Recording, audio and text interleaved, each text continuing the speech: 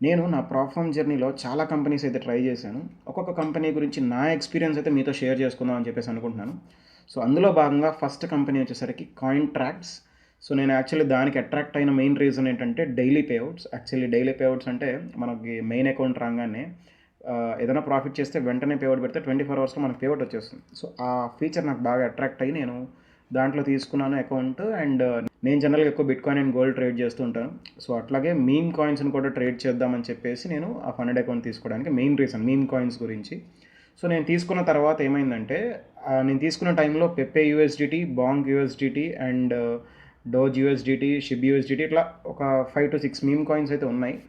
So, నేను ఎప్పుడైతే account తీసుకుని పెప్పేలో నా సెటప్ ప్రకారం నేను ట్రేడ్ తీసుకున్నానో, నేను గమనించింది ఏంటంటే వితిన్ 2 అవర్స్ వాళ్ళు నా ట్రేడ్ని ఆటోమేటిక్గా బ్యాక్ ఎండ్ నుంచి క్లోజ్ చేసేసారు. అండ్ నా పెప్పేని కూడా డీలిస్ట్ చేసేసారు. So which I don't like because అసలు మనకి ఇన్ఫర్మేషన్ ఇవ్వకుండా డీలిస్ట్ చేయడం అనేది it's not at all good. Company launch చేసినప్పుడు బాగానే ఉంది, బట్ వాళ్ళు చెప్పే రీజన్స్ మాత్రం అస్సలు సాటిస్ఫైయింగ్ ఉండవు. బికాజ్ వాళ్ళు చెప్పే రీజన్స్ నాకేం చెప్పారంటే అపాలజీస్ చెప్పే ముందు వాళ్ళు అసలు ఎందుకు మీరు రిమూవ్ చేశారని కూడా అడిగాను నేను. సో వాళ్ళు దానికి ఇచ్చిన ఆన్సర్ ఏంటంటే నాకు మైండ్ పోయింది. నేను అంటే బేసిక్ ట్రేడర్స్ని, బిగినర్ ట్రేడర్స్ని ఇంత ఈజీగా మ్యానిపులేట్ చేస్తారా అనిపించింది. సో ఇది మ్యానిపులేటివ్ మార్కెట్ కదా, సో ట్రేడర్స్ ఇబ్బంది పడతారని చెప్పేసి మేము రిమూవ్ చేసేసామని అన్నారు. నాకు అయితే అసలు ఫ్యూజులు ఎగిరిపోయినాయి.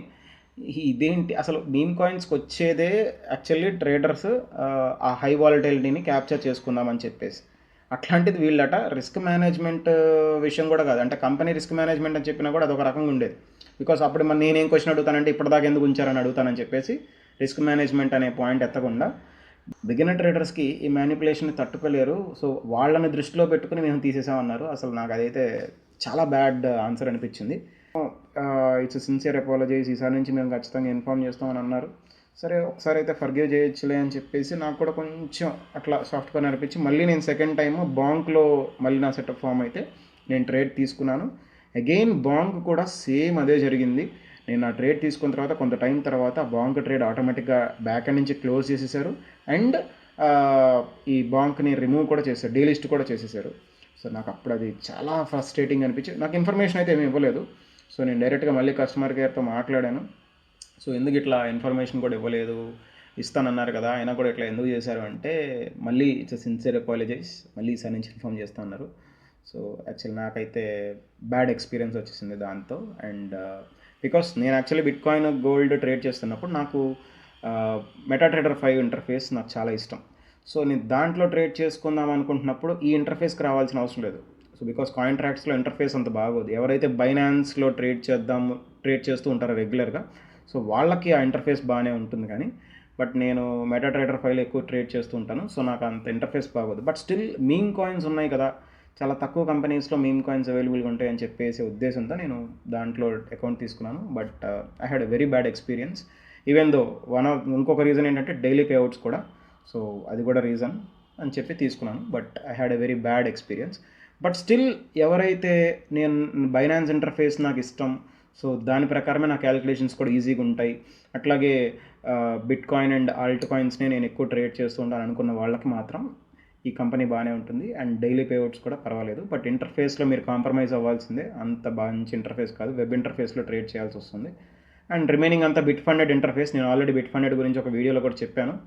సో మీరు ఇలా యూట్యూబ్లో వీడియో చూస్తే మీకు అర్థమవుతుంది. సేమ్ బిట్ ఫండెడ్ ఇంటర్ఫేస్ని కాపీ చేసేసారు. నేను యాక్చువల్లీ ఇష్యూ వచ్చిన తర్వాత నేను ఈ ఈ కంపెనీ పార్ట్నర్ అయిన క్రిప్టో కిరణ్తో కూడా మాట్లాడాను.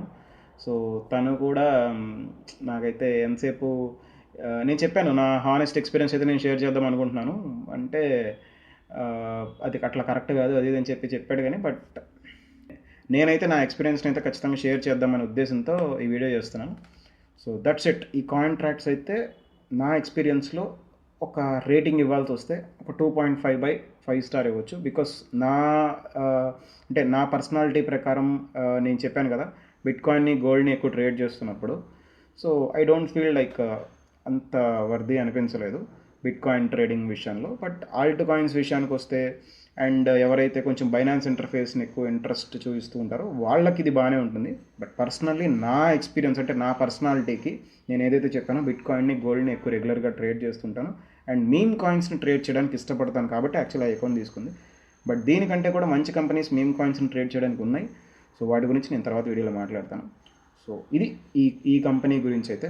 సో మీకు ఎలా అనిపించింది కింద కమెంట్ సెక్షన్లో కమెంట్స్ ద్వారా తెలియజేయండి. అట్లాగే మీకు ఎట్లాంటి ఎక్స్పీరియన్స్ ఉంది ఒకవేళ వాడి ఉంటే ఈ కంపెనీని, సో మీరు కూడా ఎక్స్పీరియన్స్ షేరింగ్ చేసుకోండి కమెంట్స్లో, నేను ఖచ్చితంగా చదువుతాను.